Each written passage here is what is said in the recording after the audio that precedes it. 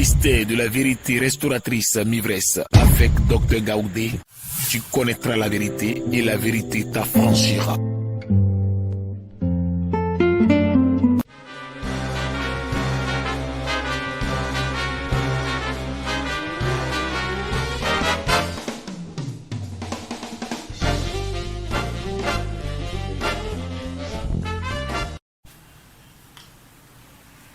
Que le nom de Dieu soit béni. Amen.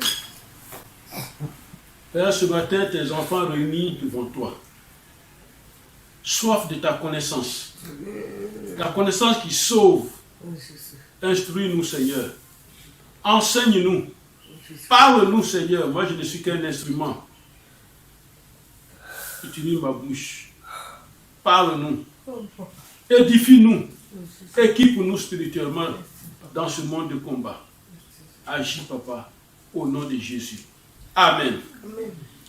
La parole d'aujourd'hui que le Seigneur nous donne est tirée du livre de Matthieu. Matthieu chapitre 7, à partir du verset 24. Matthieu 7, à partir du verset 24. Matthieu 7, verset 24. Matthieu 7, verset 24 jusqu'au verset 27. Écoutez la parole de Dieu. C'est pourquoi. Quiconque entend ces paroles Quiconque entend ce qu'on va dire aujourd'hui, que j'ai dit et les met en pratique, celui qui entend ces paroles et les met en pratique, c'est-à-dire les utilise, sera semblable à un homme prudent qui a bâti sa maison sur le roc. Voilà, qui a bâti sa maison sur le roc. La pluie est tombée. La pluie est tombée. Les torrents sont venus. Les vents ont soufflé. Et se sont jetés contre cette maison. Elle n'est point tombée. Elle n'est point tombée. Parce qu'elle était fondée. Parce qu'elle était fondée sur le roc. Sur le roc. Verset 26. Mais quiconque entend ces paroles. Quiconque entend ces paroles. Que j'ai dit. Et ne les met pas en pratique. Elle ne les met pas en pratique. Sera semblable à un homme insensé. Sera semblable à un homme insensé. Qui a bâti sa maison sur le sable. Sa maison sur le sable. La pluie est tombée. La pluie est tombée. Les torrents sont venus. Les torrents sont venus. Les vents ont soufflé. Les vents ont soufflé. Et ont battu cette maison. Cette maison. Elle est tombée. Elle est tombée. Et sa ruine a été grande. Amen. Parole de l'Éternel. Amen. Voilà. Voici donc le message, la parole de l'Éternel, la parole d'aujourd'hui, ce que le Seigneur veut nous dire. Et il va rentrer en profondeur pour nous expliquer davantage. Nous sommes dans le chapitre 7 du livre de Matthieu. Et nous en tirons un enseignement important que nous a laissé notre Seigneur Jésus-Christ. En passant sur la terre, Jésus n'est pas venu se promener. Il nous a laissé des enseignements, des instructions. Et donc, de Matthieu 7, nous tirons un aujourd'hui. Jésus présente deux types de maisons. L'une est construite sur le roc et l'autre sur le sable. Comme chez nous qui sommes de la région de l'Ouest montagneuse, il y a des maisons qui sont construites là-bas sur le rocher. Ils n'ont pas eu besoin de creuser. Ils sont venus, ils ont commencé à déposer leurs briques directement parce que la montagne est là déjà. Amen. Amen. Alors, comment fonctionnent ces maisons, ces deux maisons-là? Comment ça fonctionne? Il n'y a pas de troisième maison, c'est-à-dire maison intermédiaire, il n'y en a pas. Mais comment fonctionnent ces deux maisons? Il n'y a pas de troisième maison. Il n'y a que deux maisons dans ce monde. Je ne dis pas le nombre de maisons, deux types de maisons dans ce monde. Comment est la maison que tu habites? Chrétien. Il y a des choses en tant que chrétien qu'on ne nous enseigne pas. Alors qu'il faut aller en profondeur pour connaître ces choses-là. Comment est la maison que tu habites? Dans quelle maison te trouves-tu? Vous savez, la réussite d'un homme dépend de là où il dort. Amen. Amen. Nous allons rentrer dans les détails. C'est là aussi se trouve son âme. Maintenant, Jésus nous présente deux maisons. Jésus nous présente deux maisons. Et qu'est-ce que le Seigneur veut nous dire aujourd'hui à travers cette présentation de deux maisons qu'on a lu de texte? Le thème c'est « Quelle maison habites-tu » Amen. Amen. Le chrétien doit savoir dans quelle maison il est, comment est sa maison. Quelle maison habites-tu? Et je répète la question. Dans quelle maison vis-tu actuellement? Comment est cette maison spirituellement? Chacun de nous a sa maison. Toi qui suis la vidéo, chacun de nous a sa maison. Qu'elle soit personnelle, maternelle ou paternelle, c'est ta maison. Amen. Amen. Amen. C'est là ton corps, âme et esprit trouvent un refuge. Mais, si ton corps, âme et esprit trouvent un refuge en ce lieu, est-ce véritablement un refuge? Parce qu'un refuge, il est protecteur. C'est pas que tu mets un parapluie, il pleut, tu l'ouvres et puis il se gâte. La pluie va te mouiller. Tu n'es plus protégé. Alors dans cette maison, es-tu en paix? Je te pose ces questions, toi qui suis la vidéo, je te pose ces questions pour que assis toi-même tu regardes ta vie et tu regardes où tu es. Je n'ai pas dit de déménager, je n'ai pas dit de quitter, je n'ai pas dit que ta maison est mauvaise. Mais nous allons connaître la maison spirituelle. Dans cette maison, est-ce que tu es en paix? Normalement, chaque chrétien doit être heureux dans sa maison. Chaque chrétien doit être heureux dans sa maison. Et c'est à cette question que notre Seigneur Jésus répond aujourd'hui. Amen. Quelle maison habites-tu? Est-ce que tu y trouves du repos? Maison de couchement. Est-ce que tu y trouves du repos? Je vais te parler de la spiritualité d'une maison. Amen. Amen.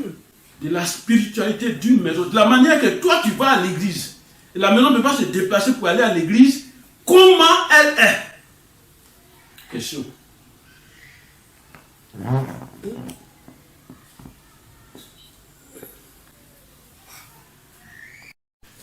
Amen. Amen. Je continue de te poser des questions. Des questions qui ouvrent les yeux. Ça peut ouvrir tes yeux. Es-tu propriétaire de ta maison Amen. que tu as construite ou que tu as achetée ou que tu loues actuellement? Est-ce que tu y es propriétaire? Amen. Je ne dis pas propriétaire parce que tu as les papiers sur toi, non. Est-ce que tu es propriétaire de ta maison? Amen. Amen. Même si tu l'as eu à la sueur de ton front, est-ce que tu es véritablement le propriétaire? Es-tu propriétaire de ton lieu d'habitation, même si tu le louais, si tu es propriétaire? Je te parle d'une propriété spirituelle. Amen. Amen.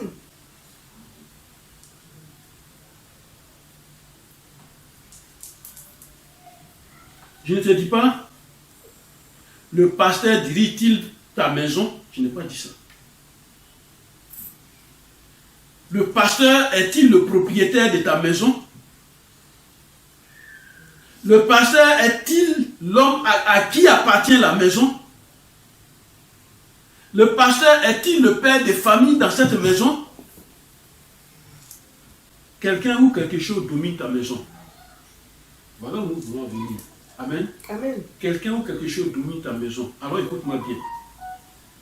Dieu t'a créé pour dominer sur la terre. Amen. Ça, c'est une loi spirituelle. Ce n'est pas une loi même pas liée au fait qu'on parte à l'église, non. Dieu t'a créé pour que tu domines sur la terre. Regardez nos frères les blancs. Je vous l'ai déjà expliqué. Quand j'ai eu le cours à l'école sur comment on construit un barrage, j'ai été merveillé. C'était le cours que j'ai compris de ma vie où j'ai eu de bonnes notes. Amen. Amen. Un fleuve qui passe normalement, toi-même tu vois que tu ne peux même pas marcher dedans. Mais ce fleuve-là, on l'oblige à passer là où on veut qu'il passe. C'est la domination que Dieu a donnée à l'homme sur la terre. Ça. Amen. Amen. Amen. Voilà, quand on construisait le pont HKB, je suis parti plusieurs fois voir. Quand il n'y avait pas de pont encore, je regarde la ville, comment ils vont faire. Je les vois avec les machines, comment ils vont faire. Mais l'homme, Dieu a donné la domination à l'homme. Amen. Amen. Est-ce que ceux qui ont construit ces ouvrages là, pendant qu'ils construisent, il y a une église à côté? Non, je ne dis pas l'église est mauvaise, non. Dieu t'a créé pour dominer sur la terre. Mais ce pouvoir a été renversé. Comment? Prenons Genèse 1, verset 6. Allons dans la Bible. On connaît ce verset-là. Genèse 1, verset 26. Il dit, puis Dieu dit, quand Dieu a créé l'homme, il a dit, puis Dieu dit, faisons l'homme à notre image, c'est-à-dire, où tu es, tu ressembles à Dieu. Est-ce qu'il a dit, selon l'homme, selon notre ethnie? Puis Dieu dit. Puis Dieu dit, Faisons l'homme à notre image. faisons l'homme à notre image. Selon notre ressemblance. Voilà, tu es l'image de Dieu.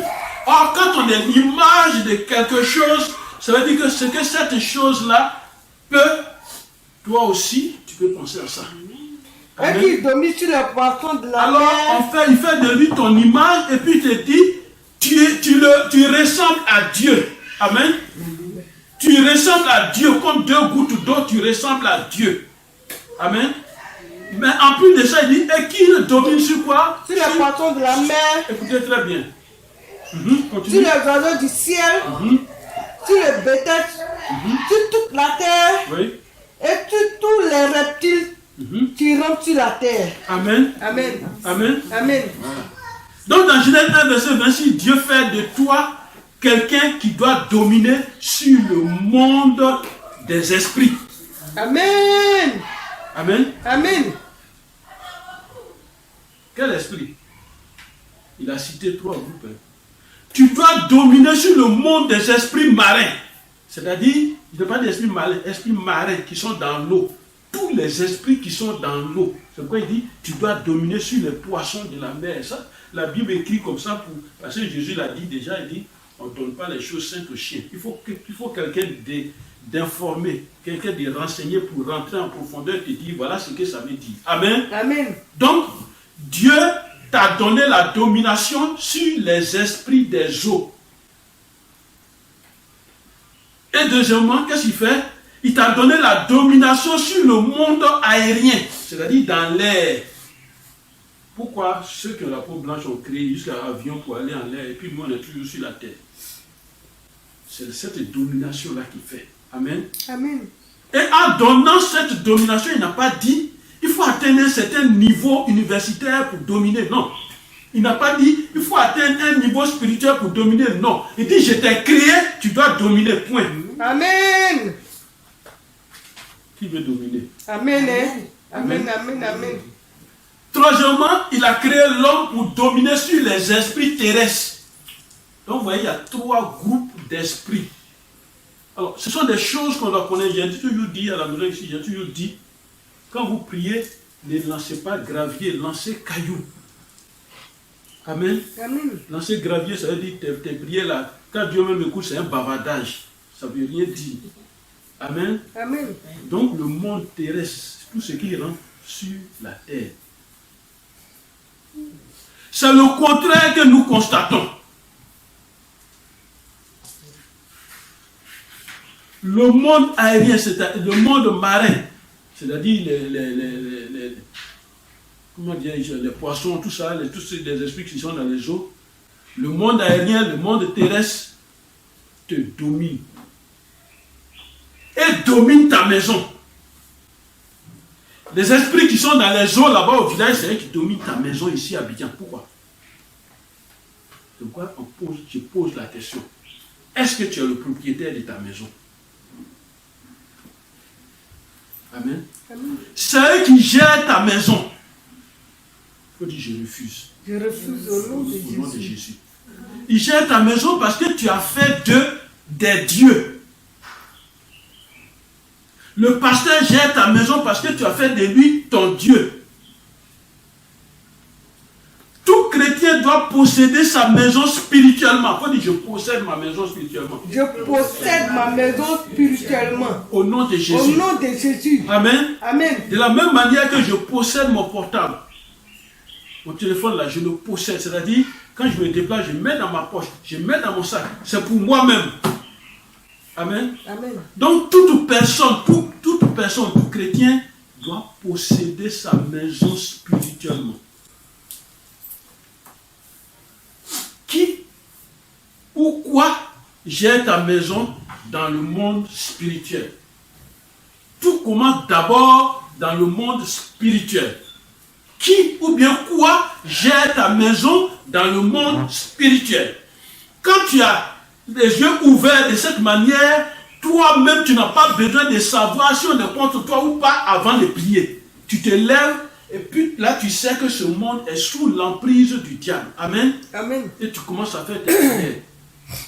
Une maison est composée aussi bien physiquement et spirituellement d'un certain nombre de choses que nous allons voir. Premièrement, le fondement de la maison. Et c'est pour cela que nous allons prier. Le fondement de la maison. Sur quoi est posée la maison que tu habites? Amen.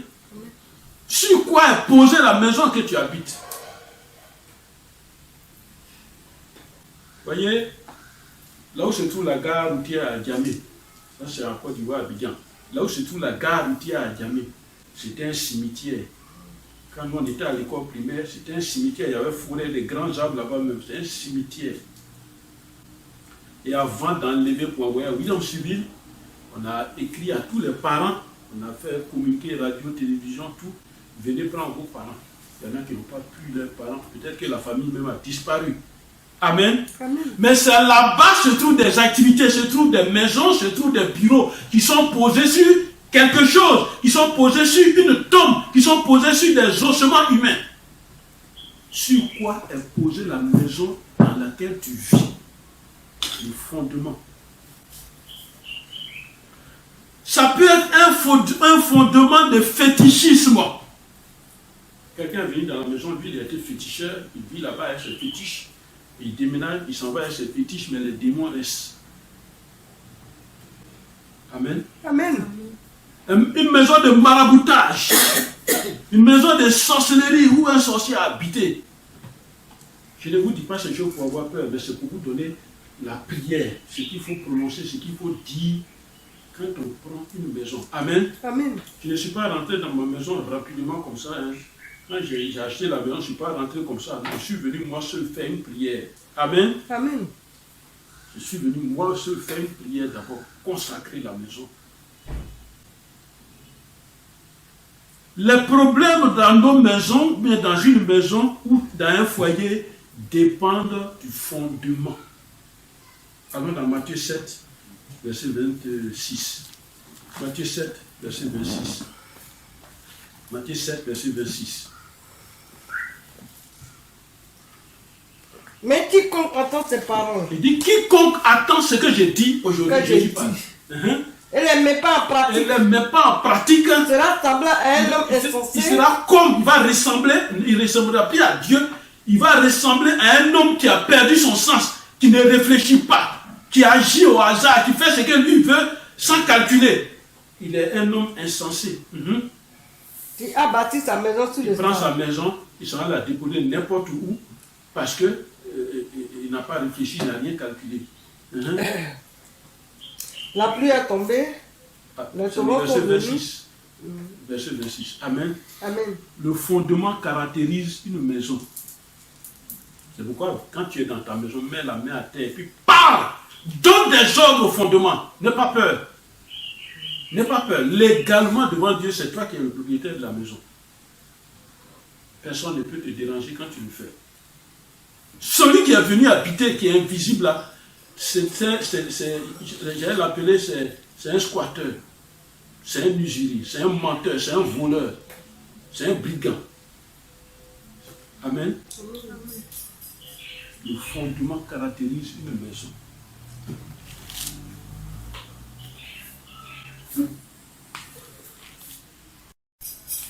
nous allons parler on a parlé du fondement, on va parler le bâtiment lui-même. Ne regardez pas seulement la beauté physique de la maison, le bâtiment lui-même. Mais comment ce bâtiment est dans l'invisible, dans le monde invisible. Comment est ce bâtiment? Amen. Amen. Comment ce bâtiment est? L'équilibre d'un homme. La fondation de toutes choses dans la vie d'un homme dépend de là où il dort. Amen. Amen.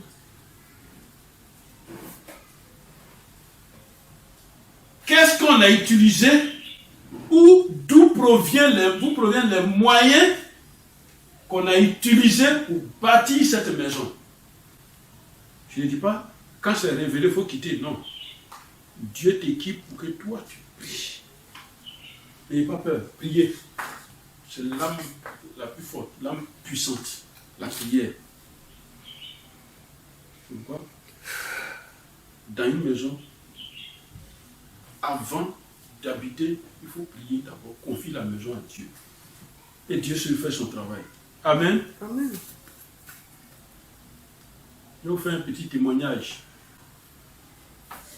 À mon début du christianisme, j'étais à un certain niveau où je ne prenais pas les choses au sérieux parce que je n'y croyais pas. Vous voyez, les domaines scientifiques, techniques, quand on évolue dedans, on raisonne beaucoup.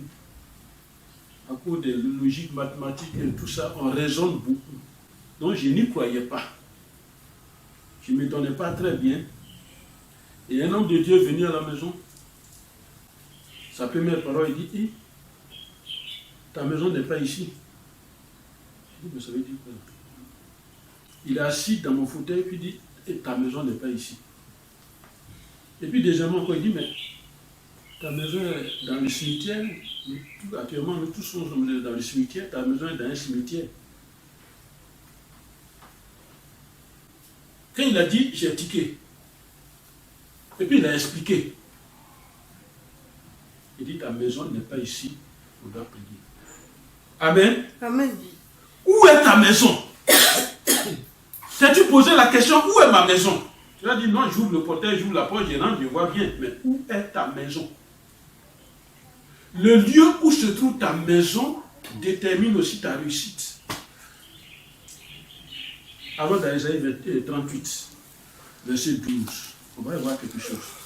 Ésaïe 38, verset 12. Suivez la parole de Dieu.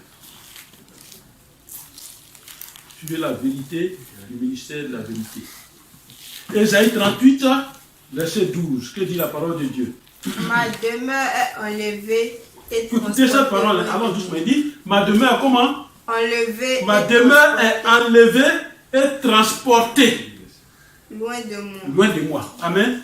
Un instant, il faut laisser cette phrase. Ma demeure, ma maison est enlevée et transportée loin de moi. C'est-à-dire, c'est parti loin de moi-même. C'est-à-dire, on a enlevé la maison, elle est partie. Moi, je suis là. Mais la maison, elle est partie. Mais moi, je crois que j'ai une maison. Ma demeure est enlevée, transportée loin de moi. Amen. Amen. C'est pour vous dire, il y a des vérités. C'est pourquoi le Seigneur m'a dit de faire ce ministère de la vérité. Il y a des vérités dans ce monde qu'on doit savoir, quand même quand tu es chrétien. Spirituellement, on peut transporter n'importe quoi. Tu vas découvrir beaucoup de choses tout de suite. Amen. Amen. Transporter la maison de quelqu'un, enlever la maison de quelqu'un pour l'envoyer ailleurs et en faire ce qu'on veut, ça devient la richesse d'un roi, quelque part, un roi du monde des ténèbres, quelque part, peut-être sa famille, ton village, bon, ça devient sa villa. Amen. Amen. Continue la lecture. Comme une tente de berger. Voilà, on dit comme une tente de berger, c'est-à-dire la tente de berger, c'est quoi? C'est bâche, hein? On prend bâche, et puis on met les piquets, on met corde, allez, comme on met bâche là, on met. Quand le temps est arrivé, allez, il démonte bâche là, il transporte, il s'en va. Donc, ta maison est devenue comme ça. N'importe qui vient, il prend ta maison, il s'en va à Dalois, il va à Baké, il dépose. Il vient, il va à Korogo, il vient, il dépose. L'autre il va à l'ouest, là-bas, il dépose. Il va en Brousse, il dépose ta maison. Pourquoi ta maison peut être comme ça? Comme une tente de berger, Continue. Je sens le fil de ma vie coupé Voilà. Donc, vous voyez que... par un tisserand. Voilà. Donc, quand ça commence comme ça, c'est que tu tends vers ta destruction, vers ta mort comme ça. Tu vas vers ta mort parce que là, on te déséquilibre. Mais toi, tu ne sais pas. Celui qui prend une maison, vous voyez, on ne peut pas démonter une maison, à moins que ce soit une maison en bois, bien clouée. Dans les documentaires, on déplace ce genre de maison avec des camions, mais il y a une technique pour le faire, pour ne même pas qu'elle se casse. Une maison aussi, ce n'est pas un conteneur, on dépasse un conteneur. Il y a des maisons en conteneur, on peut les déplacer facilement. Mais une maison qui est bâtie, qui a briques et tout ça, on ne peut pas la déraciner et puis la transporter comme un simple objet. Mais que dit la parole de Dieu? Elle continue, elle dit quoi? Qui me retranche de sa trame. Voilà. Du jour à la nuit, Du tu jour à la m'auras nuit. achevé. Amen. Amen. Spirituellement, dans le monde invisible, ta maison peut être transportée ailleurs par tes ennemis. Et aujourd'hui, tu vas comprendre le secret, tu vas parler à ta maison de revenir là où tu es. Amen. Amen. Amen. Amen. Et tu crois être dans une maison. Et pourtant tu es au dehors. Amen. Amen. Pourquoi je parlais des esprits des eaux qu'on doit dominer? D'abord, ça va se trouver les maris de nuit, femmes de nuit, tout ça. Un mari de nuit est très jaloux et très violent. Tu peux être sur ton lit avec ton mari et le matin, ton mari est à terre. Il ne sait pas comment il a fait pour venir à terre. Ça, ce sont des esprits, ça. Amen. C'est la même chose que la femme esprit, la femme de nuit. Alors, toutes ces choses-là se manifestent dans une maison.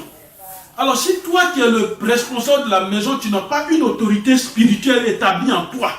Quelqu'un qui a une autorité, c'est quelqu'un qui dit sort et puis la personne sort. Amen. Il dit je ne veux pas et puis ça ne se fait pas. Or, c'est ce que Jésus nous demande. Il dit, je t'ai donné le pouvoir de marcher sur les serpents et les scorpions et sur toute la puissance de l'ennemi et rien ne va t'arriver. Amen. Il dit, à mon nom, tu chasseras les démons. On n'a pas dit, à mon nom, il faut appeler pasteur. Non, tu chasseras les démons. Un démon se manifeste avec toi dans ta maison, quel que soit l'heure, puis tu dis, au nom de Jésus, je t'ordonne, sors de ma maison. Parce que ta maison et toi, vous n'êtes pas en Christ. Amen. Amen. Alors, les gens s'amusent avec vous et s'amusent dans la maison. Pourquoi?